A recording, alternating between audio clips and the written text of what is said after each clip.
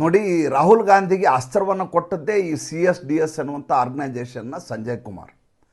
ಈತ ಮಹಾರಾಷ್ಟ್ರದಲ್ಲಿ ಲೋಕಸಭೆಗೂ ಮತ್ತು ವಿಧಾನಸಭಾ ಚುನಾವಣೆಯ ಮಧ್ಯ ಅವಧಿಯಲ್ಲಿ 40 ಲಕ್ಷ ಮತದಾರರು ಜಾಸ್ತಿ ಆಗಿದ್ದಾರೆ ಅಂತ ಅಂಕಿಅಂಶಗಳನ್ನು ಎಲ್ಲ ಕಡೆ ಪಬ್ಲಿಷ್ ಮಾಡಿಬಿಟ್ಟ.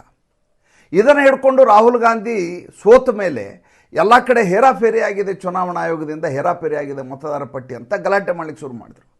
ಯಾವಾಗ ಮೊನ್ನೆ ಜ್ಞಾನೇಶ್ ಕುಮಾರ್ ಪತ್ರಿಕಾಗೋಷ್ಠಿ ಮಾಡಿ ಗಲಾಟೆ ಮಾಡಿದ್ರು, ನಿಮ್ಮ ಮೇಲೆ ಕೇಸ್ ಹಾಕ್ತೀವಿ ಅಂದರು, ಆವಾಗ ಸಂಜಯ್ ಕುಮಾರ್ ಇದ್ದಕ್ಕಿದ್ದ ಹಾಗೆ ತನ್ನ ಹೇಳಿಕೆಯನ್ನು ವಾಪಸ್ ತೊಗೊಂಡ್ಬಿಡ್ತಾರೆ. ಅಂಕಿಅಂಶ ತಪ್ಪಾಗಿದೆ ಅಂತ ಕ್ಷಮೆ ಕೇಳ್ತಾರೆ.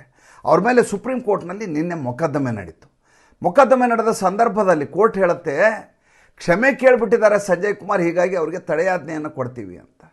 ಅಲ್ರಿ, ಬಾಬಾ ರಾಮದೇವು ಪ್ರತಿ ಬಾರಿ ಕ್ಷಮೆ ಕೇಳಿದಾಗಲೂ ಕೋರ್ಟು ಪೇಪರಲ್ಲಿ ಜಾಹೀರಾತು ಹಾಕು, ಜಾಹೀರಾತಿನ ಸೈಜ್ ಏನು, ಫುಲ್ ಪೇಜ್ ಜಾಹೀರಾತು ಹಾಕು ಅಂತ ಆತನನ್ನು ಎಹಸಾಸುದ್ದೀನ್ ಅಮಾನತುಲ್ಲಾ ಅನ್ನುವಂಥ ಜಡ್ಜು ಇನ್ನಿಲ್ಲದ ಹಾಗೆ ಗೋಳು ಹೊಯ್ಕೊಂಡ್ರಲ್ರಿ.